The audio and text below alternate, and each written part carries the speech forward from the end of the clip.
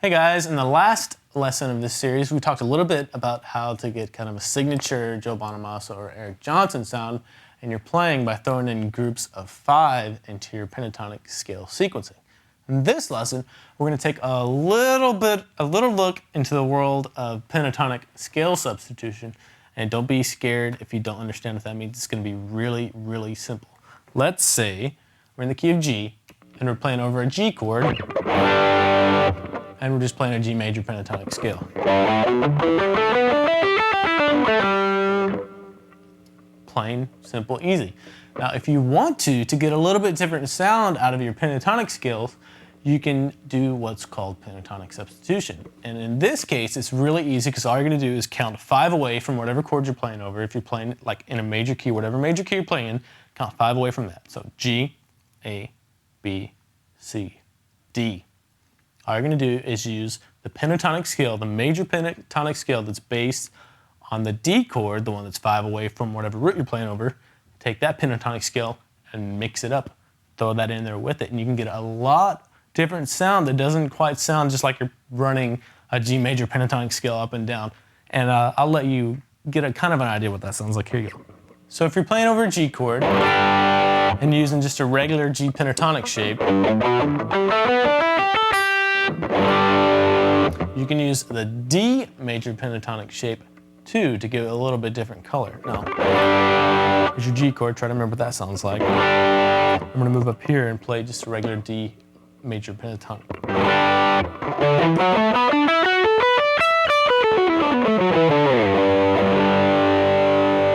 Now that might sound a little bit strange to you or a little bit unorthodox or not quite what you're used to, but when you're playing it in the context of a song over a chord, over a G major chord, it sounds really cool.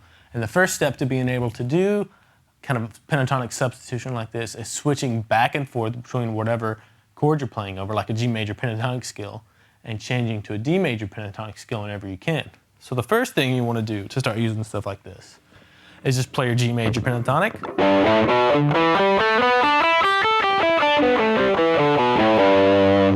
And find the D major pentatonic scale that's closest to that shape that you just played without having to shift around or move.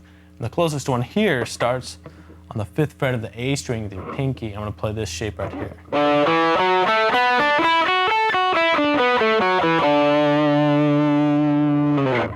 So that's a good exercise for you to do, and it works the same with major or minor chords. So if you're playing a G major pentatonic scale over a G chord, you can play a D major pentatonic scale. If you have an E minor groove that's going, you can count 5 away from that, E, F, G, A, B, and you can use a B minor pentatonic scale to play over that E minor chord that's going on.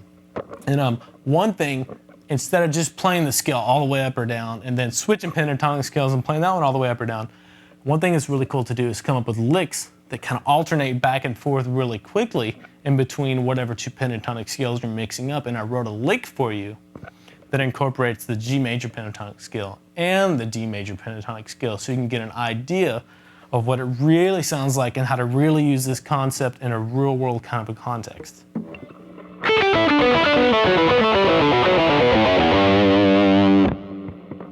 This lick not only incorporates some of the pentatonic substitution that we're talking about in this lesson, but also incorporates some of the stuff that we talked about in the previous lessons in this series about throwing in groups of 5 in between, you know, pentatonic sequencing with the groups of 6 and stuff like that. And so it starts off with a G major pentatonic scale, this shape right here.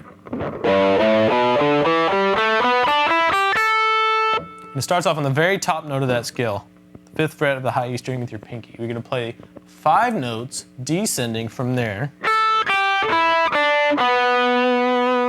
That's your G major pentatonic scale. And for the next sequence of 6 notes, you're going to switch to a D major pentatonic scale. This one right here that we went over earlier.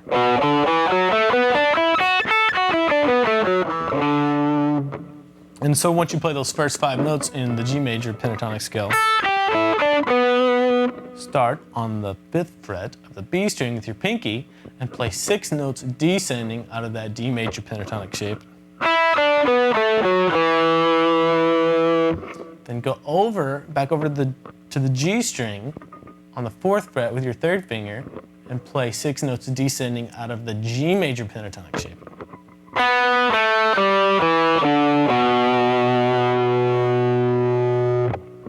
And the final 6 notes sequence of the scale is from the D major pentatonic scale again. I'll show it to you right now. Start on the 4th fret with your 3rd finger of the D string. Play that note. And play the 2nd fret of the D string with your index finger. Hop over to the A string, play the 5th fret with your pinky. 2nd fret with your index finger. Pinky comes to the 5th fret of the low E string. Index finger, 2nd fret of the low E string. Open E, then end up on the G again to kind of round out the lick and bring us back to that G major tonality.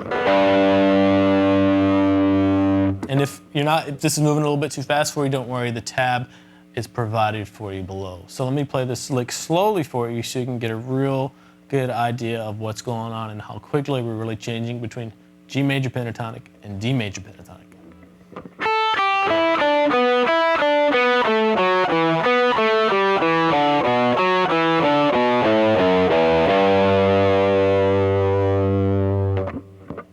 So that lick, if you can learn that and understand what's going on there, you can have a really good foundation for starting to do some pentatonic substitution in your playing. And one of the cool things about this kind of playing is it gives you a pentatonic feel, 2 notes per string on just about every string, but it really almost sounds like you're playing just a regular major scale sound with a pentatonic feel, because really you're getting all the notes in the major scale by mixing these 2 pentatonics up, except for the 4th scale degree, which would be the C.